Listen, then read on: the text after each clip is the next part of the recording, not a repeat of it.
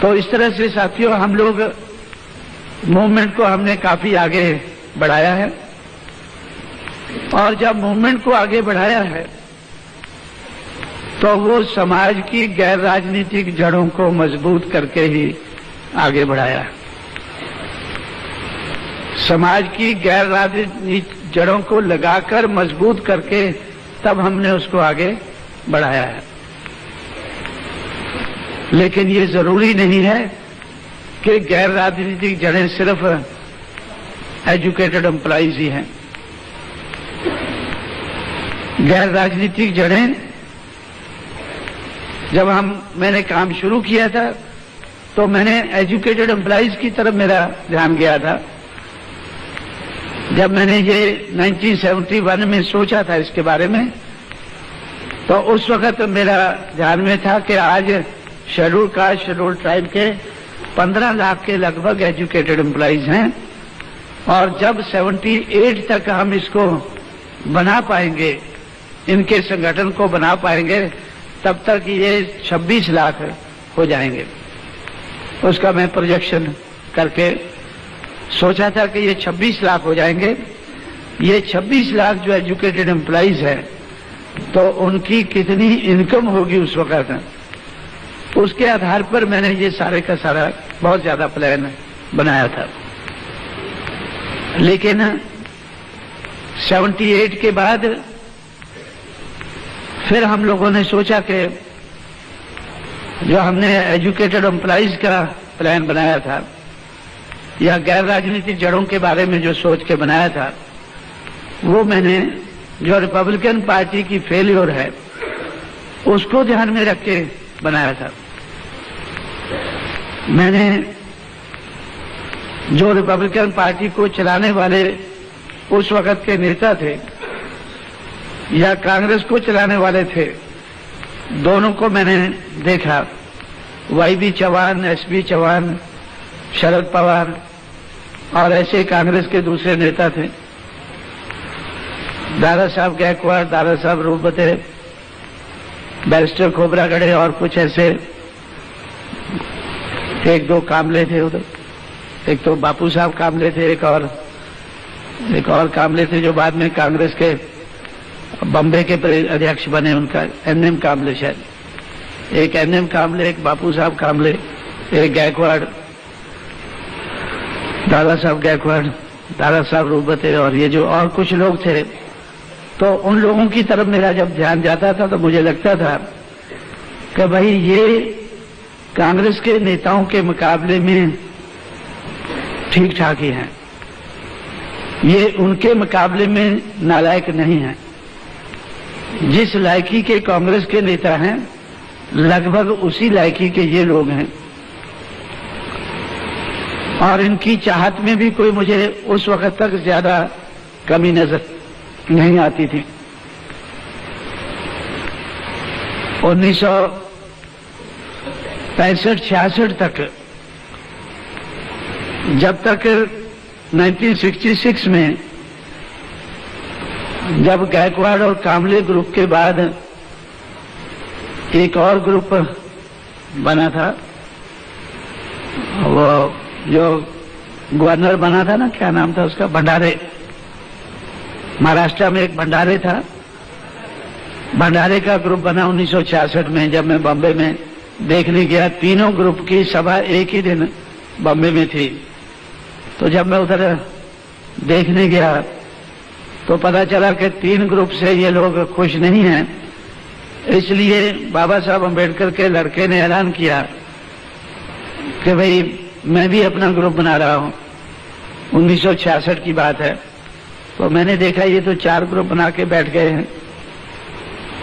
तो उससे मैंने लेकिन अंदाजा लगाया कि भाई जो ये ग्रुप क्यों बना रहे हैं, इनको एक होके चलना चाहिए, ये अलग-अलग क्यों हो रहे हैं।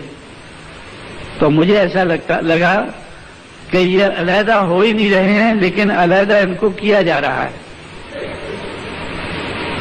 इनको अलग किया जा रहा है। उसके बाद दलित पैंथर बना, 1971-72 में बना, और 1972 के एंड में उनके भी 6 ग्रुप बन गए। उस वक्त भी मैंने उससे देखा कि भाई ये अलहदा हो नहीं रहे हैं, अलहदा इनको किया जा रहा है।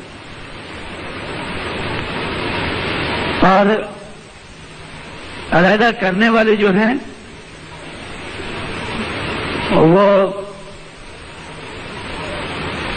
बहुत ज्यादा तो होशियार नहीं हैं, इनकी होशियारी के ही लोग हैं, तो फिर ये अलहदा क्यों हो रहे हैं, वो इनको इस्तेमाल क्यों कर रहे हैं। तो उस वक्त मुझे लगा कि जिस समाज की गैर राजनीतिक जड़ें मजबूत नहीं होती, उस समाज की राजनीति कामयाब नहीं हो सकती है। ये इन लोगों का कसूर नहीं है, इनके समाज का कसूर है। ये जो हमारे नेता हैं, इनका कसूर कम है, इनके समाज का कसूर ज्यादा है, क्योंकि इनके समाज की गैर राजनीतिक जड़ें मजबूत नहीं है।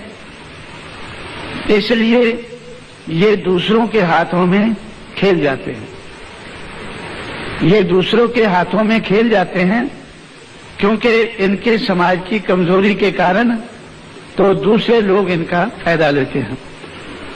तो उस वक्त मैंने ये कॉन्सेप्ट बनाया, ये सोच बनाई कि जिस समाज की गैर राजनीतिक जड़ें मजबूत नहीं होती हैं, उस समाज की राजनीति कामयाब नहीं हो सकती है।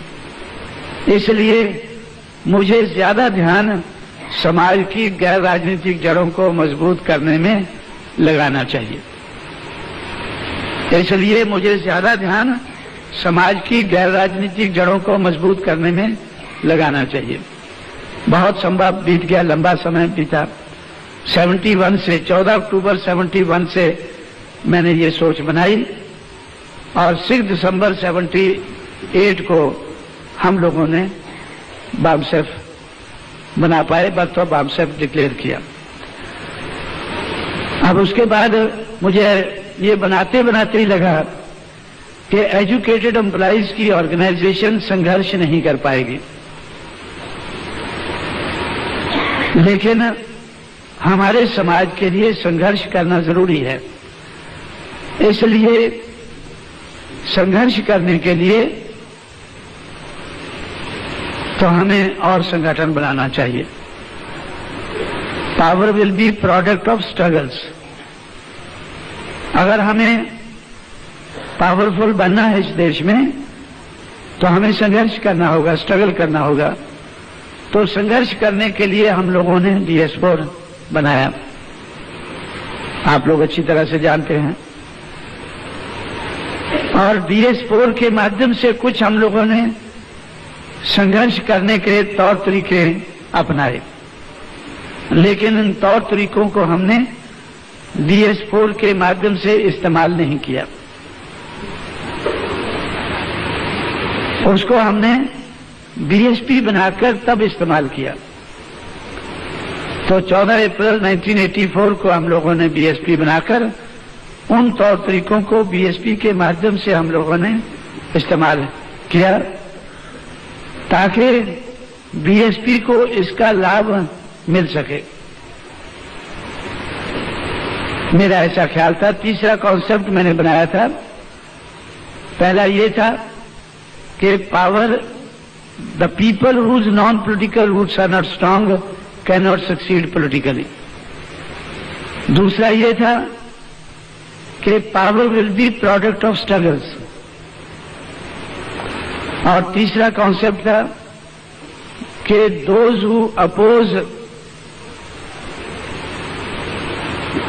who oppose successfully will be required to propose।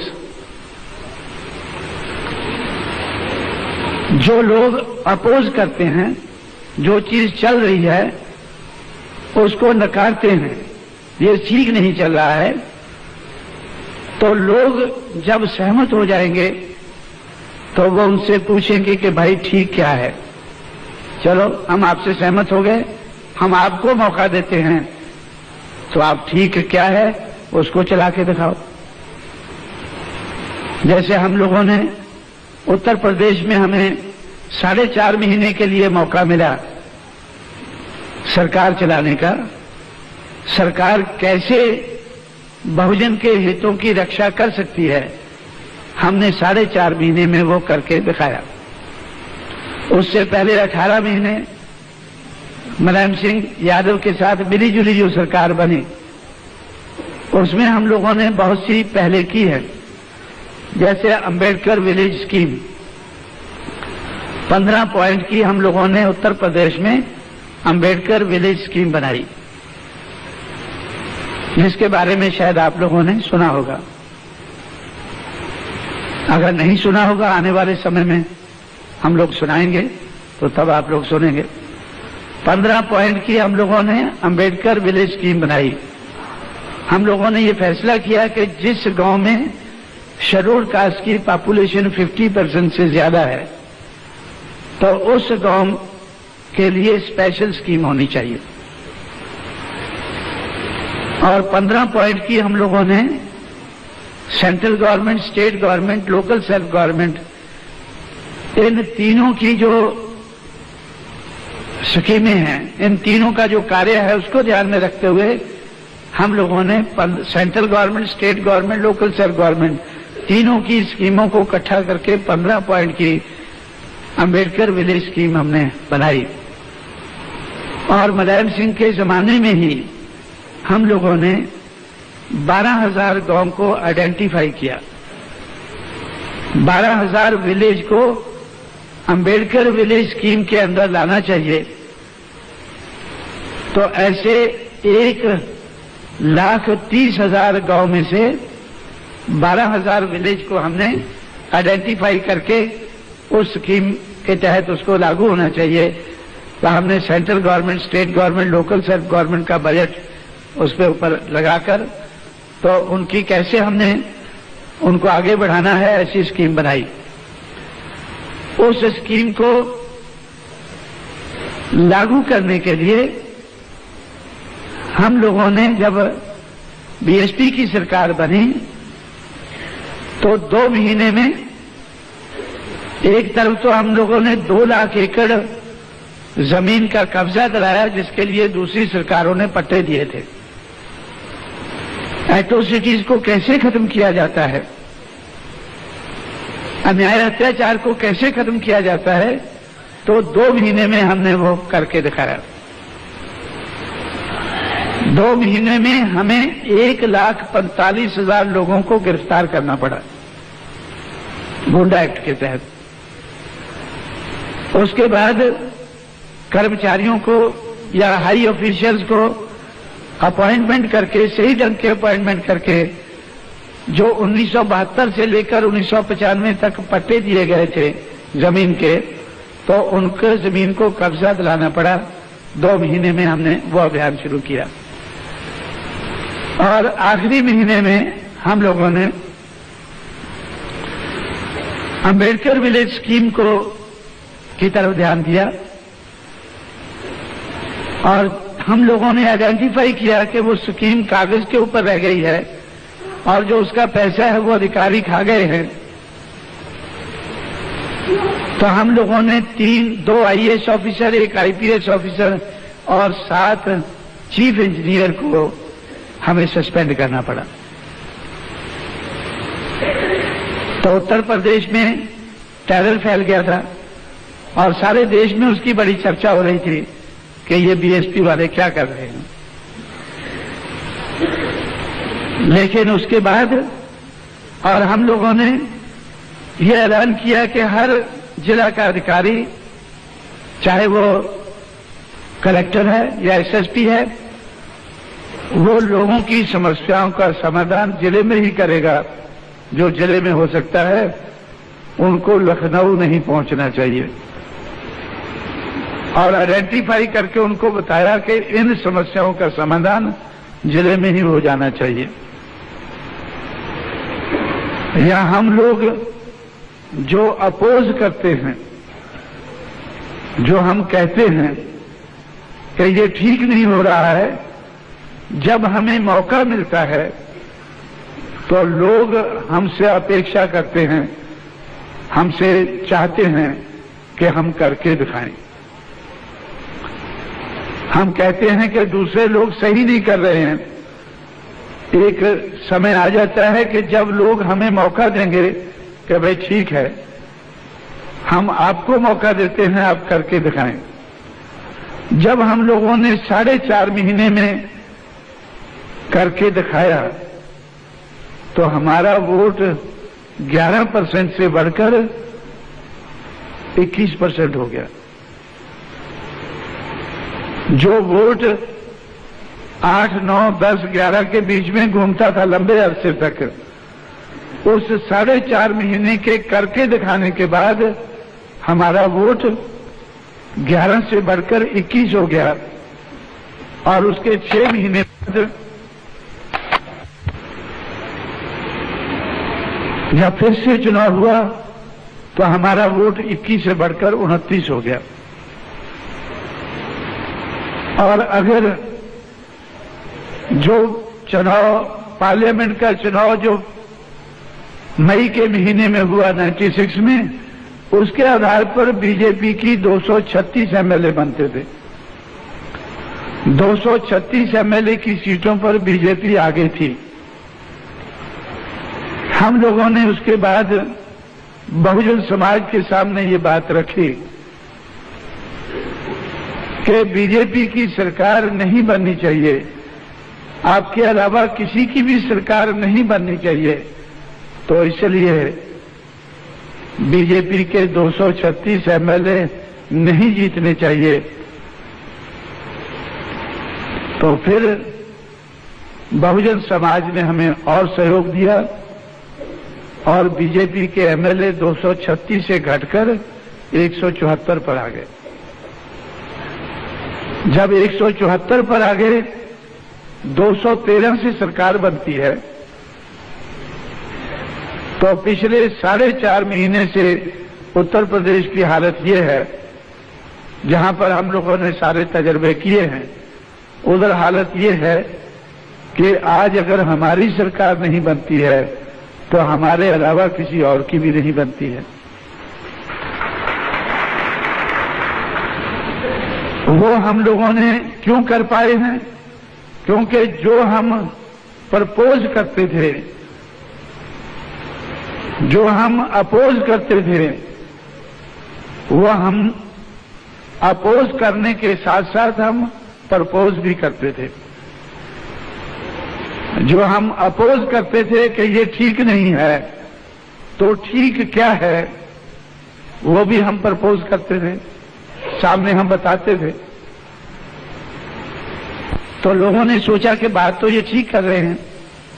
जैसे हमने नारा लगाया था कि जो जमीन सरकारी है वो जमीन हमारी है।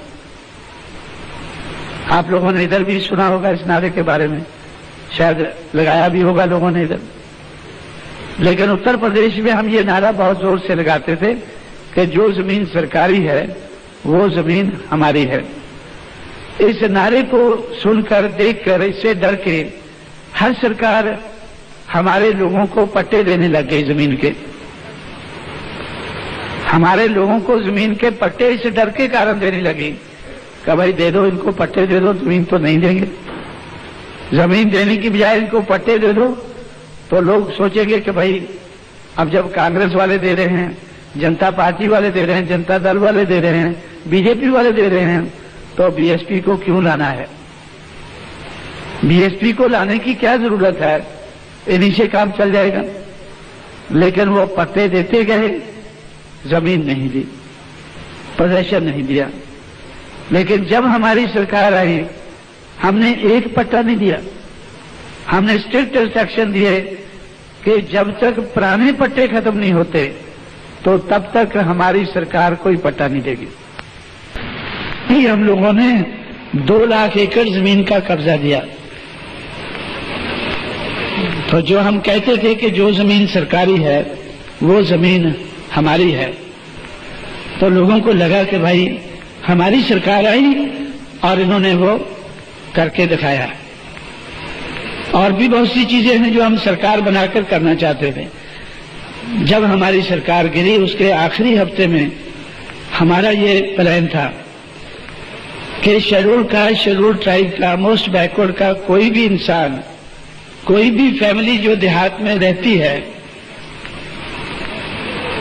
तो उनके खिलाफ जो जमीन के वाले लोग हैं वो उनके खिलाफ कोई बाइकाट करता है और एट्रोसिटीज करते हैं कि उनके पास तो थोड़ी बहुत भी जमीन नहीं है। हालांकि थोड़ी बहुत जमीन देना ये अच्छी चीज नहीं है। थोड़ी बहुत जमीन देकर लोगों को लटका के देहात में रखना ये अच्छी चीज नहीं है। इसके तो हम भी खिलाफ है। बाबा साहब अम्बेडकर ने भी इसके बारे में काफी कुछ कहा है, सोच विचार किया है कि थोड़ी जमीन जो है वो झेंगे के झाड़ की तरह से है। झेंगा होता है क्या? वो एक झाड़ होता है ना जिसको लंबी लंबी लकड़ी सी लगती है, जिसकी सब्जी बनाते हैं, क्या बोलते हैं उसको? वही झेंगा। महाराष्ट्र में क्या बोलते हैं? झेंगे का झाड़, जिसको वो सब्जी लगती है, झाड़ लंबी लंबी लकड़ी लगती है जिसको नमक नमक डाल के है। चलो खैर, ऐसा जो दरख्त है उसके सहारे बहुत से लोग उसके सहारे बैठे रहते हैं देहात में कि भाई ये झाड़ है हमारे पास। चलो ऐसा, खैर वो अभी एक कहानी है, अभी मेरे पास समय नहीं बताने के लिए। लेकिन उसी के साथ उन्होंने कंपेयर किया कि अगर थोड़ी सी जमीन हमारे पास है तो लोग छोड़कर, जमीन को छोड़कर वो जाते नहीं हैं जिसके पास थोड़ी सी जमीन होती है। तो लेकिन फिर भी हमने सोचा कि जब लोग देहात में रहते हैं हम तो उनका प्रबंध करेंगे, जैसे बाबा साहब अम्बेडकर ने प्रबंध का सोचा था, सेपरेट सेटलमेंट्स, हमारे लोगों के सेपरेट सेटलमेंट होना चाहिए। वो अपनी जिंदगी में वो नहीं करा पाए, लेकिन आज भी हम सोचते हैं कि हमें उस दिशा में कुछ ना कुछ करना होगा। लेकिन फिर भी हमने सोचा कि उत्तर प्रदेश में जब हमारी सरकार है, शेड्यूल कास्ट, शेड्यूल ट्राइब और मोस्ट बैकवर्ड का कोई भी आदमी जो दूसरों के खेतों में खेती करके अनाज पैदा करता है, जो देहात में रहता है, जब तक वो देहात में रहता है उसके पास कम से कम 1 एकड़ जमीन होना जरूरी है। अपने रोजमर्रा के इस्तेमाल के लिए उनके पास 1 एकड़ जमीन का होना जरूरी है। अगर गांव पंचायत की जमीन है तो उसमें से दे दिया जाए। अगर सरकार के पास जमीन नहीं है तो सरकार एक्वायर करके वो जमीन हर फैमिली को कम से कम 1 एकड़ दे। यह हमने अपनी सरकार के आखिरी हफ्ते में सोचा था, लेकिन जब सरकार नहीं रही तो ऐसी सोचें हमारे दिमाग में ही रह गई हैं। लेकिन ये मैं कहना क्या चाहता हूं, ये बात बताकर कि those who oppose will be required to propose. जो विरोध करते हैं तो उनके विरोध को ध्यान में रखकर तो डेमोक्रेसी में उनको भी मौका मिल सकता है कि भाई हम आपको मौका देते हैं, आप बताएं कि अगर ये सही नहीं है तो सही क्या है, और हम आपको मौका देके ये करके दिखाएं। तो हम लोगों ने अपोज नहीं किया बल्कि प्रपोज भी किया है। ये काम हम लोगों ने बीएसपी के माध्यम से किया है, बामसेफ के माध्यम से। बामसेफ को बनाने का कॉन्सेप्ट क्या था कि जिस समाज की गैर राजनीतिक जड़ें मजबूत नहीं होती उस समाज की राजनीति कामयाब नहीं हो सकती। इस सोच के आधार पर, इस कॉन्सेप्ट के आधार पर हम लोगों ने बामसेफ बनाने का सोचा। उसके बाद बामसेफ अभी बनी नहीं थी। हम इस नतीजे पर पहुंचे कि बामसेफ बनने के बाद में भी हम बहुत कुछ नहीं कर पाएंगे, क्योंकि हमें संघर्ष करना होगा। अगर हम संघर्ष नहीं करेंगे तो भी हमारी बात आगे नहीं बढ़ेगी। वामसेप संघर्ष नहीं कर सकेगी, इसलिए संघर्ष करने के लिए हम लोगों ने BS4 बनाया। और कॉन्सेप्ट क्या था कि power will be product of struggle. पहला कॉन्सेप्ट था जिसके आधार पर वामसेप बनाई कि जिस समाज की गैर राजनीतिक जड़ें मजबूत नहीं है उसकी राजनीति कामयाब नहीं हो सकती है। दूसरा कॉन्सेप्ट क्या था कि power will be product of struggles. अगर आप लोगों ने समाज को वामसेप के माध्यम से तैयार कर लिया है, तैयार करने के बाद आप हुक्मरानों से कहेंगे कि अब हम तैयार हैं, हमारा हिस्सा हमें दे दें, तो कोई नहीं देगा। आपको उसके लिए स्ट्रगल करना होगा। तो स्ट्रगल करने के लिए भी, संघर्ष करने के लिए भी संगठन होना, समाज को हमें संगठित करना चाहिए। उसके बाद हम लोगों ने सोचा कि those who oppose will be required to propose, ये तीसरा कॉन्सेप्ट बनाया। तो इसलिए हम लोगों ने सोचा कि जो अपोजिशन का काम है, अपोज करने का काम है, मुखालफत करने का काम है और संघर्ष के माध्यम से मुखालफत करने का काम है, वो DS4 नहीं करेगी, वो BSP करेगी, वो पॉलिटिकल पार्टी करेगी। तो इसलिए हम लोगों ने बहुजन समाज पार्टी बनाई।